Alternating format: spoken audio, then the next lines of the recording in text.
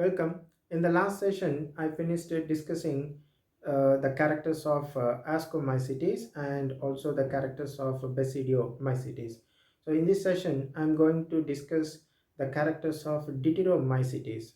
So this group is the last group that I'm going to discuss under kingdom fungi. So with that, we will finish the kingdom fungi and then we'll move on to the next kingdom, that is plant. So let's start this session with deuteromycetes.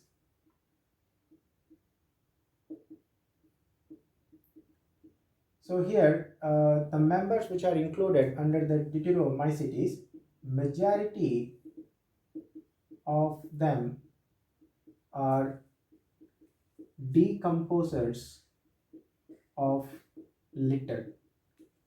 So they are decomposers of litter. So litter is anything that falls on the forest ground, like leaves, flowers, okay, fruits that fall off, okay, and then start undergoing decomposition. So these organisms are the one that bring about decomposition. As a result, okay, they help in mineral cycling. So they help in mineral cycling. So all that organic compounds will be converted into inorganic substances, and then later, so those will be taken up by the plants that will be growing in that area. Okay, so that's what they help in mineral cycling. Now there are others also. So some others are saprophytes. Some others are saprophytes, and okay, also parasites. So some others are saprophytes and some others are parasites. So it means that in this group deuteromycetes, it includes parasites, okay, saprophytes, and decomposers also, right? And now coming to mycelium. So the mycelium is branched and septate. I hope you already know what is the meaning of branched mycelium and septate mycelium. Right. Next, the members of this deuteromycetes are commonly called imperfect fungi. So members of this group are commonly called imperfect fungi. So they are called, okay, imperfect fungi. So why we call them imperfect fungi? Because, right, uh, we do not know, okay, so do not know their perfect stage. So here the perfect stage is, it's a sexual stage or sexual cycle. So we do not know their sexual cycle. So how they sexually reproduce, that we completely don't know it. So for that reason, we call the members of this group imperfect fungi. So of course, the point is, when we have discovered those fungi and try to find out its morphology and then how it is reproducing, so at the time we did not come to know how they are reproducing sexually. And all those fungi where we were unable to find out the sexual cycle, we have placed all those fungi under this, okay, group called deuteromycetes, right? So the members of this group, so we call imperfect fungi because we do not know their perfect stage, that is sexual stage. And what we know is only their asexual mode of reproduction. Only asexual and vegetative mode of reproduction is known. So we know only how they are reproducing asexually and vegetatively, and we do not know anything about how they are reproducing sexually. So here the meaning here, okay, their sexual mode of reproduction is unknown. So their sexual mode of reproduction is unknown. And coming here, okay, in case of asexual mode of reproduction, so this asexual mode of reproduction is by formation of conidia, is by formation of conidia. So we know the conidia are spores, and these are produced right exogenously. Okay, right. So asexual mode of reproduction is by formation of conidia. Right. So the next point, the asexual and vegetative so stages, the asexual and vegetative stages will be given one name, and then they are going to place them under these deuteromycetes, and the sexual stage will be given another name. Okay, so here the asexual and vegetative stages will have one name, and the sexual stage will be having another name. Okay, so once the scientists come to know everything and their linkages, they are going to remove the fungi from this group deuteromycetes, and then they are going to place under other groups, that is especially ascomycetes and basidiomycetes. Okay, so that's I'll mention here. Once their sexual cycle is established, so once their sexual cycle is established, okay, so the right members or the fungi is or the fungus is removed from this group, and is placed under, okay, so that is ascomycetes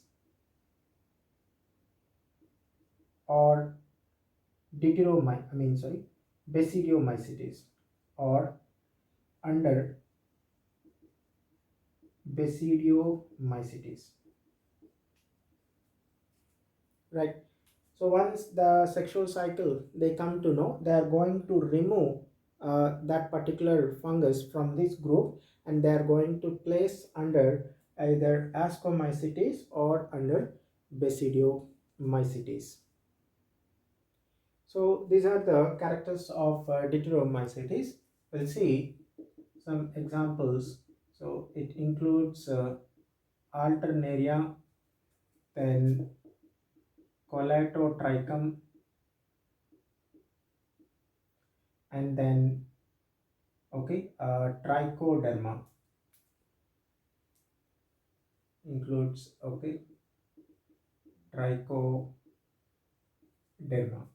So these three are examples that I give here under deuteromycetes. Right. So with this, we finish the kingdom fungi. Okay.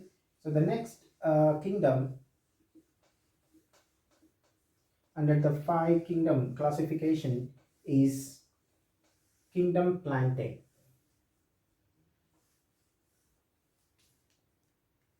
So we'll see the next kingdom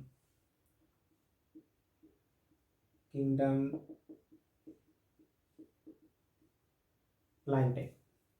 Right. So this kingdom Plantae, it includes, right, all those plants from, so it includes, right, algae, then bryophytes, pteridophytes,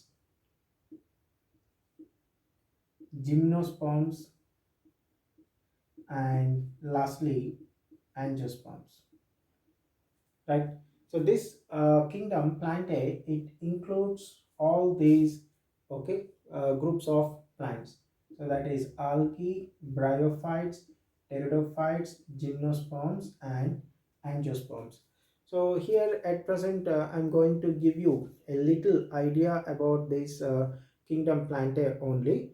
So we have an another chapter, so where it's only the plant kingdom in detail I'm going to discuss. Okay, so here only a brief introduction of this plant kingdom plantae I'm going to give, right? So I say that it includes eukaryotic chlorophyll bearing organisms. Okay, so these eukaryotic chlorophyll bearing organisms or containing organisms are called plants, right? So all these are plants. Okay, next of course the all these plants will be performing photosynthesis. Okay, so here a few are partially heterotrophic. So a few are partially heterotrophic. Okay, so we know heterotrophic organisms who do not perform the process of photosynthesis, but here I mentioned them as partially heterotrophic. Okay, so here what are all those partially heterotrophic plants? So example are those insectivorous plants. So insectivorous plants. Of course, the insectivorous plants do perform the process of photosynthesis, and these plants usually who grow in nitrogen deficient soils. Okay, to get that nitrogen, they trap insects and some small other animals, and from them they get the nitrogen. Okay, so some examples of these insectivorous plants like the bladderwort is an example. Then Venus flytrap is another example, right? And a few others are parasitic. Okay, so even in plants we see the presence of parasites. Okay, so a few others are parasitic. Okay, example in this case a plant named, okay, cuscuta. So a plant named cuscuta, so this is a parasitic plant. So it's a parasitic plant and it is not going to perform any photosynthesis, and for all the nutrients required it depends completely on the host organism. So the next point, the plant cells have cell walls, right? So we know already, we have seen, okay, in the beginning. So the plant cells have cell walls, and okay, these cell walls are mainly made up of cellulose. So they are mainly made up of cellulose. Of course, we have seen in the previous kingdom, that is kingdom fungi, they also have cell walls, and in that case those cell walls are, okay, composed of a substance called chitin. So in this case, okay, the plants have cell wall also, and that cell wall is mainly made up of cellulose. Okay, and then, right, so cells also contain chloroplast. So it contains a chloroplast. Okay, so this chloroplast is a cell organelle. So it's a cell organelle, and this chloroplast is the cell organelle that contains chlorophyll. So contains chlorophyll. Okay, right. So next, plants exhibit a phenomenon called alternation of generations.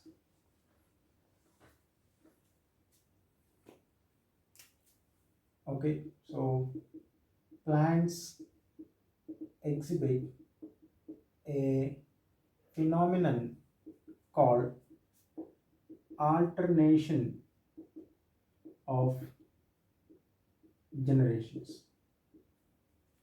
Okay, so what is this alternation of generations? Okay, so here the plants actually have two distinct phases. Okay, so they in the life cycle of a plant, so in the life cycle of a plant, right, so it has two distinct phases.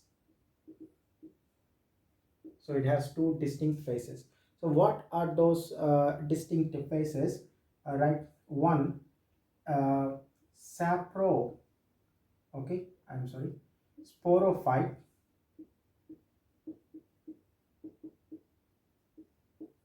So there is a stage called sporophyte, and another stage called gametophyte is present.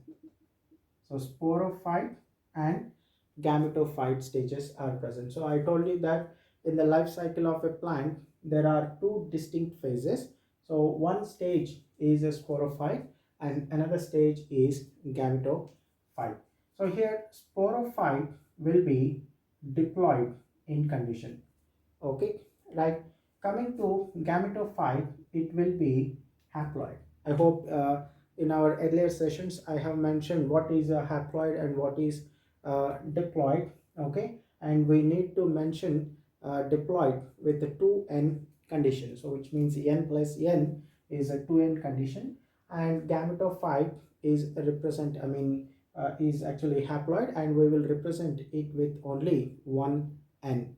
Okay, so I'll mention here diploid, that is 2n, and haploid is n.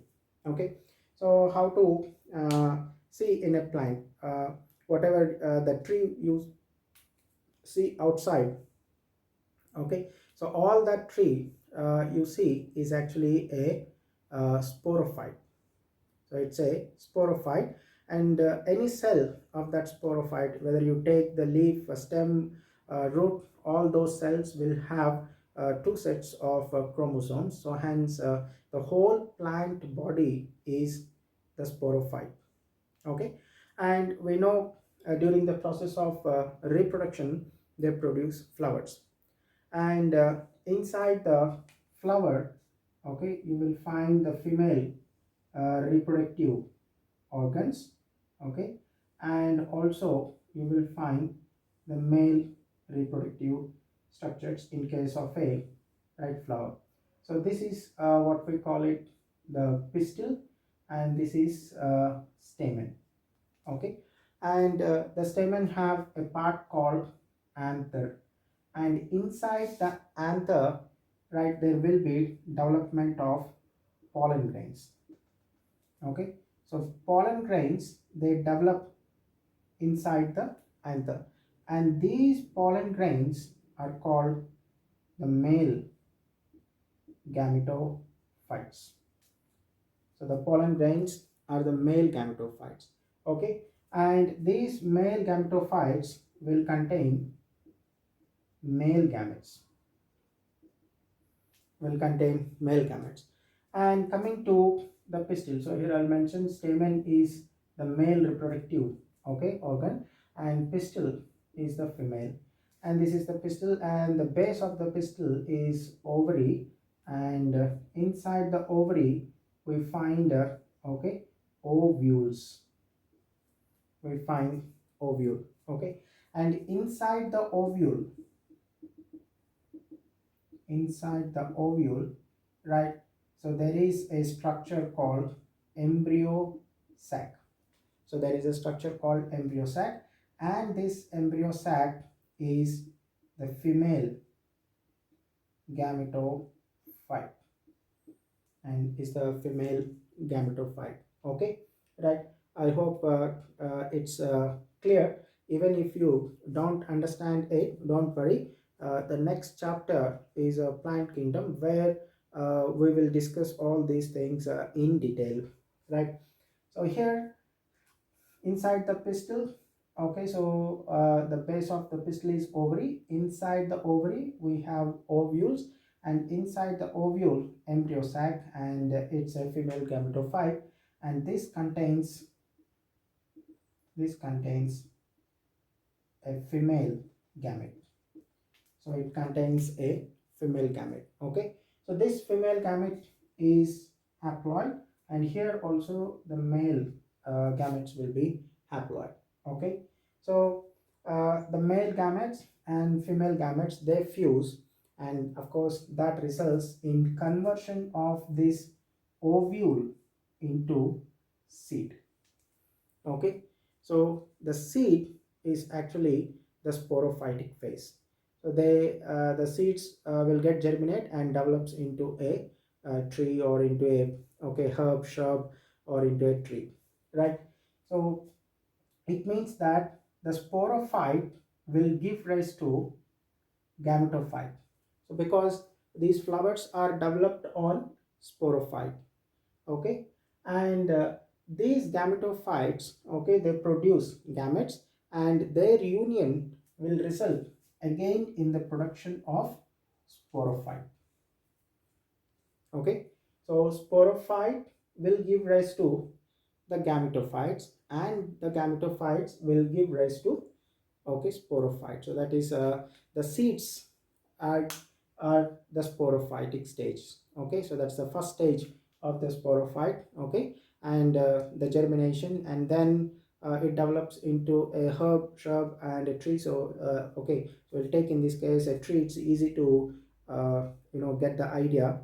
Okay, so that whole tree what we see is the sporophyte. Okay, on that the flowers, okay, inside them, okay, there will be gametophytes who produce gametes, and their union will result again in the production of seeds. Okay, so that is the thing here. The sporophyte will give rise to gametophyte, and gametophyte will give rise to sporophyte. So for that reason, okay, so we say the alternation of generations. Okay, so the plants exhibit this phenomenon called alternation of generations, right? So I hope it's clear now. In some cases, right, the gametophyte will be dependent on sporophyte. So now I have taken an example of a tree. So in that case, the gametophyte is dependent on sporophyte. Okay, so in some other group of plants, right, the sporophyte may be dependent on gametophyte, and in some cases the sporophyte and gametophyte live independently, right? So all that, okay, which group will be showing, okay, these conditions, that all we will discuss in the next chapter, that is plant kingdom, right? Right, so with this session, with this, I'll end this session. So in tomorrow's session, we will see about kingdom Animalia, and then there are certain groups of, organisms, like acellular organisms, that did not get any place in the five kingdom classification. So we will discuss about those, okay, acellular forms, right? Uh, like viruses, viroids, prions, and then even the living organisms like lichens did not get a place in five kingdom classification. So those we will see in the next session.